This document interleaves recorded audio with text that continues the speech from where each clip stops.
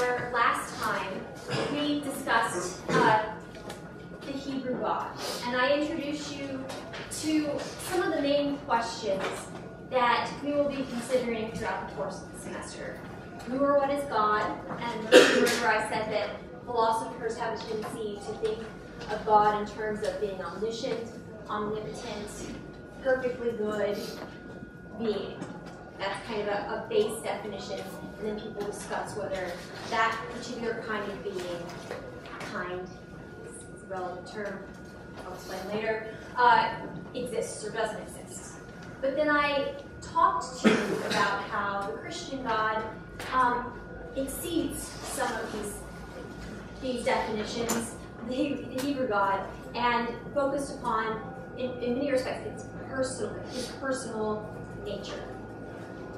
Today, I want us to discuss Plato's God, or the Platonic God, and this is a really, why are we dealing with Plato? Well, Plato Plato and Platonism has had a very interesting history when it comes to Christianity.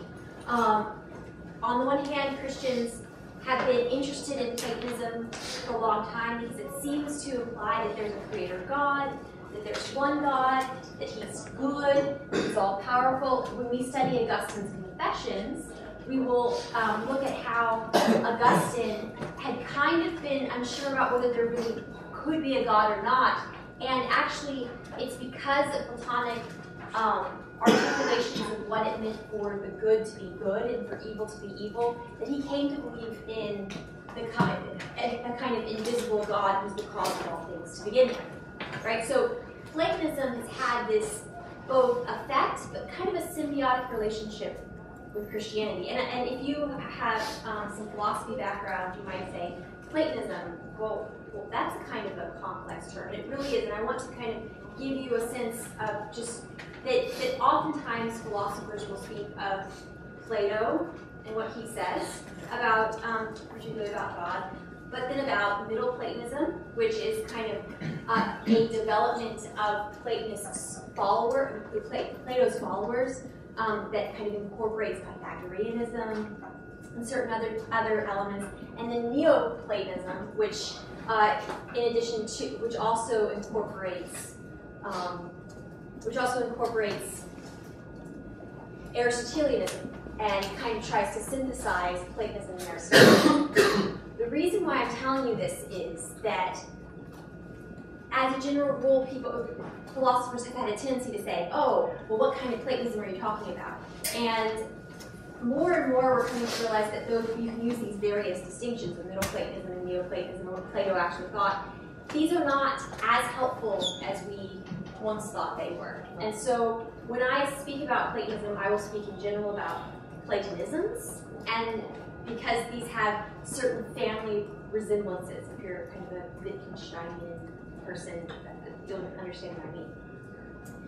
But what does Plato think about God, insofar as we can tell from the dialogues that we have? And I had you read Plato's Republic and the Timaeus today. How many people have read Plato's Republic already today? Oh, good. That's very good. And so you know that the major question in this dialogue is, what is justice, right? And it seems to be a very human-oriented question. It doesn't seem, and frequently when Plato's Republic is taught, it's not viewed in terms, the elements of theology or Platonic theology are not emphasized because the focus is upon justice in the city and the soul. Now, this city and the soul should be oriented towards the good, but it should be well ordered, but there's not a lot of question about theology. The passage, though, that I had you look at for today, it'd be easy for us to just quickly go by it, especially if you're trying to read the Republic all at once. But in terms of the Middle Platonists and the Neoplatonists, it became a kind of a key place where they found the kind of Platonic initial argument for God and for there being one God. And what does he discuss? He discusses whether or not people should be learning about the Homeric gods, the mythic gods, that typically people in the Greek Athenian world learned about. And he didn't think that they should be learning about these these Homeric gods, because these Homeric gods were, well, they warred with one another. They were human beings writ large. They didn't seem to actually represent the good at all. And from a pragmatic standpoint, Plato points out, as Socrates points out in the dialogue, that this is actually bad for justice in a society. If you have a view of God that is not good, and if you, especially if you're young, because you know, if you've dealt with children don't distinguish, they just imitate, right? So if you give them models to imitate that are bad, you will end up with a bad society. Doesn't matter how much the gore and the sex and the violence and everything else gets the kids interested, they might imitate it. You may have these kinds of people today. If you don't want to have children watch that, they might imitate it.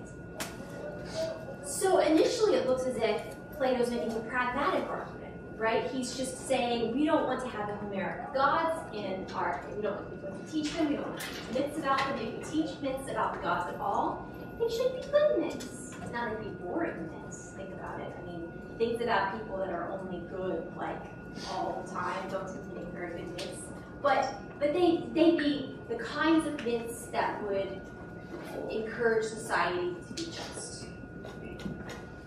Now, initially, and you might think, well, maybe he's just saying that the gods are good pragmatically, because he already has this kind of great lie that he wants society to be told about the metals of men and all of that, and I'll let you read that if you want. But the question I have for you to think about today is whether Plato might be actually making a further argument, which is that God, should God exist, should be the good. And in fact, when Platonists, whether Middle Platonists or Neo-Platonists, discuss Plato's God in terms of the one God, they often think of him in terms of the highest good, the good, or the one. And you'll get that, we won't talk about how you get that name for God, the one. But it's one of the reasons we have a tendency to overlook it is because we don't have the same view of how causation works today. But Plato had a belief that ideas manifested themselves, and that if something had, or forms were instantiated, and if you could understand the instantiation, you could get back to something that was more fundamental, and that these forms were causative.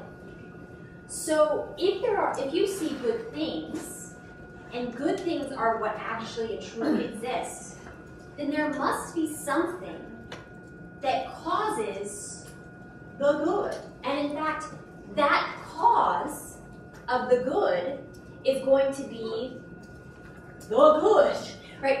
In fact, the good is going to be considered not just the cause of things in the physical realm, but things in the intelligible realm, the realm of the forms. We really don't tend to think about this, but for Plato, this realm is realer than the one we live in right now, the temporal realm. This eternal realm is realer.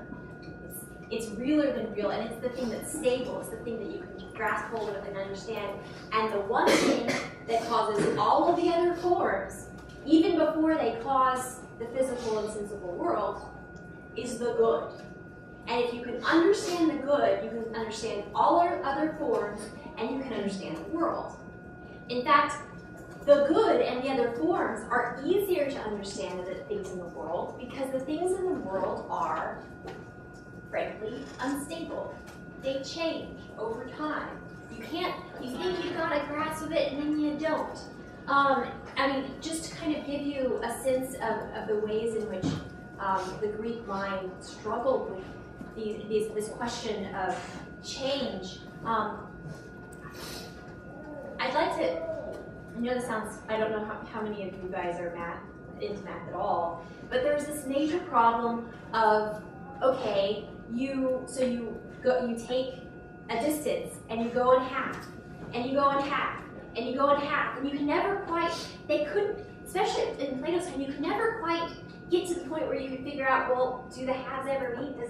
How does infinity work? How do you get from kind of move from one distance to another if you're only going half the distance? Can you ever make it?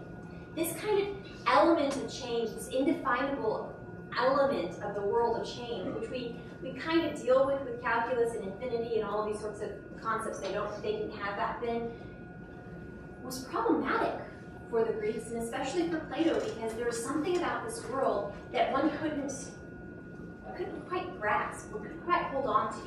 But the forms, math, like the high-level math, like geometry and real squares, not just squares that appear to be squares on Earth, but real squares, those are things you can hold on to. Those are things that are stable. And if God exists, God is going to be like that. God is going to be good, and he's going to be stable. He's not going to be kind of, can't quite find a way to fit him into things. This good, the good, is going to cause all of their forms, and it's going to cause the world. Now that's it. You probably read the portion of Plato's Republic. Go back and look at his kind of concept of good with that kind of understanding of causation in mind, and you will see how Plato's not just saying, well, we want to have a good God because it would be pragmatic for our society to have a good God. He's saying that if good exists at all, and you think he probably believes it does, or else he wouldn't be pursuing the just, the good causes the just. The good, God in fact must be the good. And this is going to be an actual kind of line of argumentation that that Christians are going to latch onto, and Christians are going to continue to work within this dialectic of what is the highest good, and thinking about what is the highest good. There's going to be debates as to, we tend to debate mostly in terms of, is there a God or isn't there a God? And of course we know what the highest good is. But do you? Do you really? Christians would have said that love is the highest good. Plato wouldn't think that love is the highest good. So this question, so in many respects, Plato is establishing a question that kind of sets a playing ground that then Christians and other philosophers are going to play upon. He's established the rules of the game. If God exists, he must be one, he must be the cause of all things, and he's not just the kind of physical cause of all things, he's the cause of all forms. Therefore, he must be the good. This is really deeply metaphysical. But the thing about, go ahead, question? I was wondering if you thought there was a source of evil, like if there was something that caused possibility and injustice. That's a good question, and in fact, we'll go ahead and deal with that now. The thing that's going to be the cause of evil or injustice is going to be the changeability of the temporal realm and the human realm. If you'll notice, in Plato's Republic, another part we tend to ignore is when he talks about the just city, when he deals with a very simple city. When humans pursue simple goals, they're able to have the proper ordering, and therefore they're able to be just. But when you have when you start, I don't remember who it was, but one of Socrates' dialogue partners says, "But I want my relishes," by which he means, I like my hot sauce, thank you very much, and I like tapestries, and I like nice things. I am kind of an Austinite, right? So is it Austinite or is it Austonian? I don't know. Austenite, yeah. And so then that's when you start getting all this complex realm and discussion of all the things that you're going to have to do if you want to pursue these kind of relishes in order to have a just life. So the two sources of evil in society are going to be the imperfection and the changeability of the temporal realm, and human beings who have disordered loves. And you can see in this, and we'll talk a little bit more about this, a sense in which you can see that there's an aspect of evil that will never change. Society, the temporal realm, when we live in the temporal realm, things will always be unchangeable, will always be changeable, will always be imperfect. there's a sense in which if you are oriented towards the good, that helps. If you have but you can kind of educate yourself as a human being to rise above it, to kind of pursue the good, to pursue that which is stable, and that will give you justice, and that will give you goodness. That. I'm sorry, you said humans that have what kind of loves? Disordered loves. So you guys are probably beginning to deal with this now. I feel like especially when I first went off to college, that I began to realize there are so many good things in the world, right? Like, I liked band, and I liked student government, and I liked all of these things, and you know what? You can't do them all. And in fact, you need to prioritize your time such that you're doing them all, you're doing what you're doing in the right order, right? Like, you study for this class first, and then you go to band.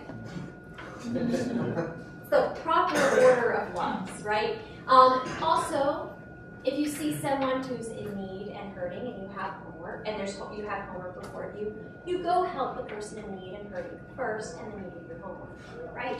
Like, so there's this kind of, and this concept of ordering of loves is very compatible with something that Christians latched onto, because they had, as we talked before about, love God, love your neighbor. You want to have properly ordered goods. And Christians also have this concept of God as the cause of all things. God is good, therefore God causes all good things, but you don't want to have an evil God, a good God. So there's an element in which there's something very compatible about this way of doing evil and the Christian way of doing evil, which is one of the reasons why Augustine will find it helpful in moving from, he had initially, going way ahead, but he had initially an idea of there being a good God and a bad God, and they're always at war with one another. But he becomes amenable to Christian ideas because of this kind of twofold disordering of loves, and that which lacks the good is a certain kind of evil. So natural evils might fit within that. So, okay, so we've got a little bit of out of order here. We've got the good and the evil. God is the cause of all good things. And so what are certain things that we can derive from this idea of God being good? For one, and I talked about this already, the good is probably going to be unchanging. Why is Plato going to say that? Well, healthy things have a tendency to be stable. If you're healthy, why on earth would you, if doing anything other than being healthy is going to be bad, right? Things that are, if you are perfect and you change, then you're going to go be less perfect, right? It seems pretty, if you've got the forms of all things in you as simple and as one, and then you lose one of them, because that's the only way, change is only one thing, addition or subtraction, that's all you can do, addition or subtraction, then it would appear that a perfect God, the highest good, cannot change. Now this is an area, just kind of to highlight for you, where I tend to disagree with certain modern analytic philosophy, and that a lot of modern analytic philosophy is challenging this idea of God as being unchangeable as an axiom. But I'm concerned that a lot of these definitions of unchanging have more to do, are misunderstanding what Plato intended when he said God is unchanging. What he means is God does not, if perfection doesn't become imperfection. If any change in perfection is imperfection. Now there's a certain way in which the concept of relationship is still problematic for the concept of being changeless or immutable, but we'll talk about that in just a minute. The second thing that you can infer from the idea that God is good, or the good, is that God is truth. Truth is unchanging. Truth is, so one of the things that kind of the game of Platonic philosophy, and we'll get into this game even when we read Anselm too, you'll find that if you understand one attribute of God, other attributes seem to follow. And if you can get at the root attribute, you might be able to derive the other attributes. So there's a certain ordering of attributes, even though they're supposed to be simple and and one in the divine. And truth, goodness for Plato, goodness is primary. Possibly goodness too, but goodness. And truth is secondary, but it's begotten from the good. Okay, I use that word begotten. Maybe some of you will get why I do. And so, that's relevant for Plato's Republic because if myths are lies, you don't want to tell lies. The gods are not going to come down and give you dreams that tell you things that aren't true, right? Like a lot of the myths had ideas that the gods would come down and deceive human beings to make them do what they wanted them to do. A good God would not deceive because a good God is also true. Now you don't get this idea of a creator God in the Republic. You do, however, get a sense of that in Plato, in Timaeus. In Plato's Timaeus, this is in fact, I want to highlight for you, this is the only major dialogue that was available in the Middle Ages to Christians. It wasn't until the Renaissance that you have almost any of the other major dialogues, which is interesting because it's probably the only dialogue most of us never read in undergrad. It is also one of the, and why don't we read it? Well, for one, it's one of the only dialogues in which Socrates is not a major figure.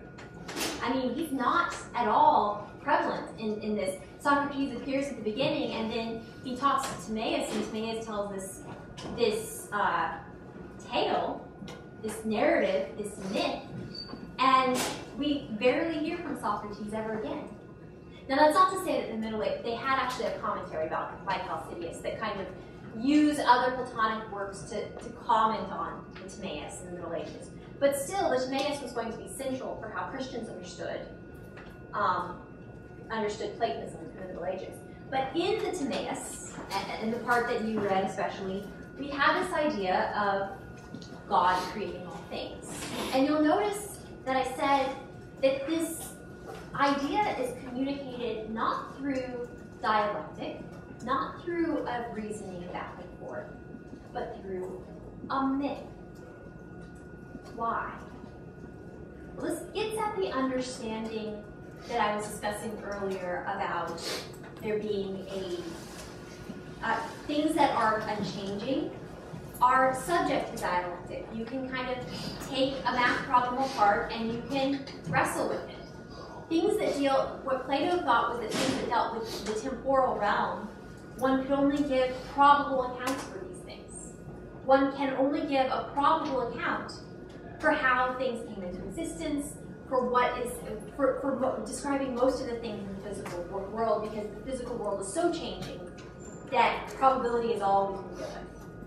And thus, Timaeus gives a myth about the foundation and the creation. I say creation of the world. And you'll notice that the major figure, the major player in this myth, is a thing called the demiurge, which is a Greek term that essentially means an artisan or a workman. And this demiurge is making the world according to a paradigm or a pattern. And he's doing it with a certain amount of love, right? So you have a pattern, it's kind of like an architect. He has this blueprint, you got the world, and then you got the architect. And the architect looks at the blueprint, and then he creates the world. And there seems to also be this concept of benevolence and of love. That this world is being created according to this blueprint for good purposes. And if you read a little bit further, you would hear him describe this thing called the world soul, which is essentially a living thing that's like a soul to the body of the universe that provides both the blueprint for how the universe is supposed to happen, but also a certain kind of agent causation to make sure that the blueprint takes place. And as you're listening to this, you're like, well, is God the demiurge? Well, a lot of Christians actually thought that he was. That they read the Timaeus and they think, oh, God, the creator, demiurge equals God. And gosh, Plato knew that there was a God. And there seems to be this relationship between the demiurge and another father figure. So maybe it's the Father and the Son, and maybe, and well, especially Peter out, maybe the world soul is God's presence in the world, the Holy Spirit. Now, you can see how this is really, really attractive. You've got, because the Father emanates or begets the Son, and the Son then creates the world, and then you have a kind of this living energy that's making things happen within the world. Oh my goodness, Plato's got a trinity! Yeah. Well, that's what a lot, I mean, there'd be other difficulties in you trying to make this system work, because it seems like the world soul is created, and you think the Holy Spirit's not created. Maybe the demiurge is the Son, but maybe the world soul isn't the Holy Spirit. But this is a question. This is an interesting thing. The world, at base, you have Plato talking about a created God. You have Plato also describing something that's somewhat divine, that's threefold. We're trying to identify where the threefold is. So you can see where Christians could get really excited in dialoguing with Platonists, because they seem to have gotten a kind of view of the world that's maybe not identical with the Christian view, but definitely consonant with it, and something you can work with, something you can reason with. But I want to kind of caution you here, because creation, in this sense, isn't exactly and this is going to be one of the major ways in which Christians are going to have. Certain Christians are going to really like Plato, and certain Christians are going to really hate him for a good reason. Sometimes Platonism is, especially Platonism at the same time as Christianity was evolving, is deeply rooted and associated with paganism. Each of the forms is associated with each of the of the gods in the Homeric pantheon, and it is deeply pagan, and Christians aren't going to like that. Augustine's going to criticize that on the City of God, particularly as it's in Porphyry, and you'll also see that in Proclus. But there is this, and Christians also believe in this thing called, we talked about it earlier, creation ex nihilo.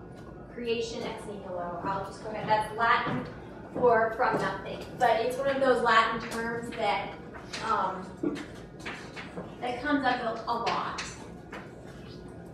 That is that there wasn't any kind of receptacle, there wasn't any kind of stuff, that matter that already existed that God then formed.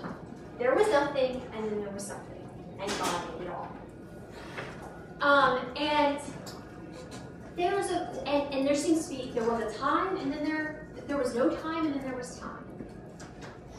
Within the Platonist concept, this kind of gets a little bit hazy, because you have the highest God, because he's unchanging, you really have only an emanation relationship. Right? It's kind of like light, and light is a metaphor that's used quite a bit. Light that shines, and you've got this kind of source that is one and unified, and then the forms are like light that emanates. And one might say that this kind of demiurge paradigm thing that's in the myth is just separated in the myth because it makes a better story, right? And that really each of the gods are kind of like the individual forms. But then there's got to be a distinction. This is one of the other major distinctions between Platonism and Christianity, because we tend to think in Platonism, Christianity tends to think in terms of nature and supernature, natural and supernatural. Platonism tends to think in terms of eternal and temporal, of intelligible, things that are subject to rationality, and things that are subject to the senses, sensible. And this when you start moving from the realm of the eternal, where emanation kind of, you can see, I mean, the closest you can get is, maybe you guys associated with their logical priority versus actual priority. So, no, I don't know. I'm trying to think of a good example of this. I would, logically, one might say, I mean, this might be a really bad example, that I am human before I am female. That's actually really debatable, but like, I'm human before I'm female. But then, in terms of causation, in terms of what I am from the beginning, like when I'm caused, I'm actually caused both at the same time, human and female. The world is created, when you have the realm of the eternal realm, you have priorities that are somewhat like logical priorities. When you get into the realm of the temporal, you suddenly have things exist and then they don't exist. Things change, things become. Actually, this is also really helpful for modern philosophy. You've got being and you've got becoming. You've got the world of change, unchangingness, and the world of change. And you'll notice I'm talking in a lot of dichotomies. Things either change or they don't change. They're either sensible or they're not sensible. These are separate. How on earth can a really, truly unchanging, good being interact and create something that's not changing?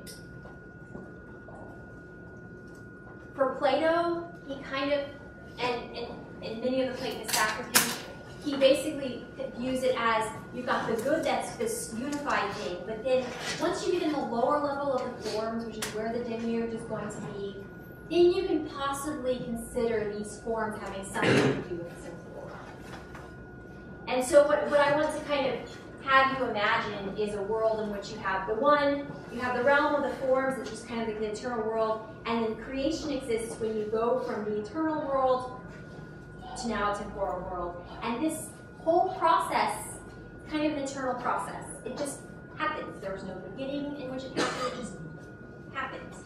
And there's a sense in which it's not exactly creation ex nihilo. So there's creation, there's good, there's truth, there's unchangingness, there's almost something kind of like the Trinity, and yet there's some amount of personableness because there seems to be a loving relationship, a beneficent relationship, if not between the good, and probably not between the good, honestly, but between the demiurge and the creation. So these are similar ideas, but they're not identical ideas. We already talked a little bit about emanation and creation. The one thing I wanted to highlight for you is that nature is essentially stable. Eternal natures and temporal natures are eternal natures and temporal natures. And this is actually, in a way, the foundation for our concept of science. If you think that there are no laws of nature, if you think that nature is constantly changing and is subject to some sort of whim or will of a god, you're not going to investigate those laws. And so Christianity, Platonism has this belief that there are stable laws. Now, one of the reasons why they don't get into, I mean, Aristotle does, but they don't tend to get into experimental science, is there's this deep kind of question of whether these laws go all the way down into the sensible world that we're dealing with, right? So they're going to progress a lot in mathematics because they're sure that that's stable and has laws. They're not going to progress as much in kind of experimental science because they're not so sure that you can be very exact when you're dealing with science. They're not so sure whether you can really grasp the laws that come into the sensible realm. Christianity is going to have a view of nature that is stable, but not, in the sense that the world is created with a certain kind of good nature, and that there's an added reason for why the world has evil in it, and that is the fall, which changes the nature of humanity, changes the nature of the physical world. Now things are poisonous, now things are hostile. Like, there's this concept that nature isn't always changing, because there are religions in the world and there are viewpoints in the world that say that nature is always changing. But there was a time in which nature that we have now is not the nature that we had then. And so there's only a certain, our concepts and reasons and our ability to reason about nature is only applicable to post-fall world. Pre-fall world, you cannot use reason to assume what's going to happen in that nature because that nature changed, fundamentally changed. Go ahead. The fall would be after Adam and Eve sinned and thou shalt surely die. There's this understanding that that death, however it was understood, whether it's just human beings died or that humans and animals died, fundamentally introduced evil aspects into the world. So, are there any other questions about that? Go ahead. I was wondering if Plato, he said God was like maybe unchanging, but nature and the physical realm or whatever is always changing. Is that correct? Kind of? Well, no, for Plato, nature doesn't change. Natures don't change, but the sensible world changes. There's something in the sensible world that's a changeableness that, when combined with nature, affects our ability to perceive the unchangeableness in nature. So was it kind of like, I'm unchanging in the sense that I get to school every day at 9 in the morning, but I might get here driving my car or riding with a friend or riding the bus or something? Like, was there that kind of aspect? There's definitely the change of time. Time is one thing, because we have moments. By virtue of our very being, our being is temporal. We live in time, in successive moments, and that's what we. But Aristotle, Dan Bonabach will talk about Aristotle next week. But just kind of a little bit. One of the ways that Aristotle deals with some of this is this concept of potentiality and actuality. I've always had the potential to be a college professor. I have not always in this world been a college professor, and thus there was a relationship. When you saw me as a little kid, you might guess that I had that potential, but you wouldn't necessarily know my nature because the temporal nature has this appearance of change over time, and there's an element in which it's subject to chance and the like. But there still seems to be that it's this.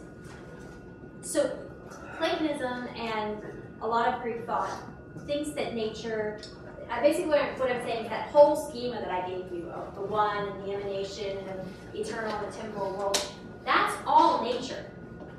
It's just how perfect or imperfect the nature is in its kind of instantiation. Before we lose time, and we'll have a little bit of time for more questions, I want us to get into Plato's idea of humanity. As you probably guessed, especially if you studied Plato before, humans have this ultimate goal of being oriented towards the good. And humans, in their more perfect state, are going to be properly ordered towards the good. Their reason is going to rule over their kind of spiritedness, and their spiritedness is going to rule over their temporal bodies, their appetites. That's what the ultimate goal is. And this ultimate goal is played out in the individual human being. And it's also played out in communities. And so ultimately, human beings want to have both a disposition or a character being properly ordered, and like in terms of directionally, they're going this way, right? So they're going up. And we see this in the cave, right? The cave, if you've at least looked at that, I mean, we might initially start off looking at shadows, but ultimately our goal is to see the sun. That's our goal. That's what we want to. We want to get behind the shadows of reality that we're experiencing right now to get to the real reality, which is the good. And in fact, many Platonists refer to the good mythologically as the sun. In terms of male-female human nature, this is kind of interesting, and there's something. I will give you my reading of what's going on in Plato's Republic. You can take it or leave it, because this is a big that paradigm. I think that, how many of you are familiar with kind of the weird marriage issues in Plato Republic? Yeah, you know, basically women are held in common, and you can have some women who are guardians and some women who are philosophers, but they're not allowed to bear children, and they're definitely not allowed to raise children, and all of these sorts of things. What I think Plato is doing here is slightly like an Aristotelian comedy that explores the difference between human nature and male-female human nature. Because maleness and femaleness, it would appear that females are human. And yet, from the standpoint of a philosopher, it would also appear that very few females actually reach this kind of ultimate goal of humanity that Plato has set for them. Because they get so, they're so busy raising children. They're so oriented towards the home. They have so many hormones or emotions or whatever you say that focus them upon that which deals directly with themselves, like their own sphere of things, that they are ultimately disordered. So the only way for a female to be properly human is if you got rid of those childbearing aspects of a female. I mean, you have some people who are, that's their job to do, but they have to be properly obedient to those people who understand, especially if you want to be a female philosopher guardian, who understand the ultimate call in life. And thus, the family and childbearing are viewed as female characteristics that are weaknesses that must be overcome in order to bring about true justice in a society. But what's interesting about this thought process in general is it raises a question. It raises the question that very few philosophers really engage with, which is, what is the relationship between human nature and female nature? I mean, is female nature just defective and weak human nature? Or is there something about female nature that is additional? It's a question. But you'll notice this viewpoint is, because Plato has this concept that seems almost laughable. I mean, clues to it being laughable is when the guys start talking about, well, I guess maybe women could, you know, strip naked and start wrestling like the rest of us, you know? Like this, he's kind of, he's laughing. This is laughable. Women as philosophers? Ridiculous. It'll never happen. And so, but he raises the question, right? But you'll notice too, this is a very different notion of female nature than we have in the Hebrew Bible.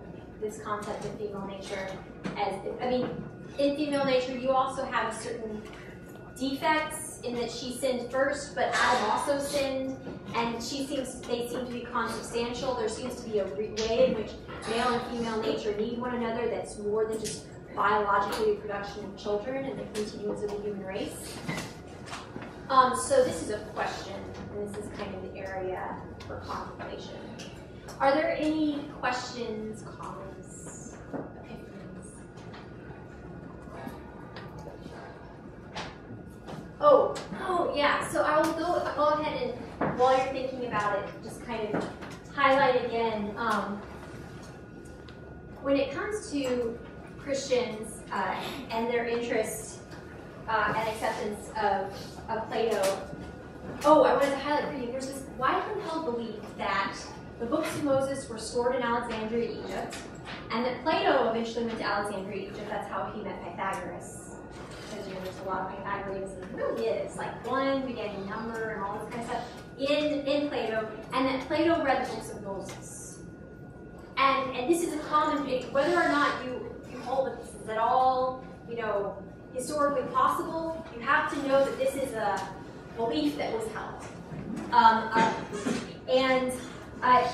And that basically Plato in some ways was just a really good, his Timaeus is often read alongside Genesis, and that Plato might have been a pretty good reader of the book of Moses.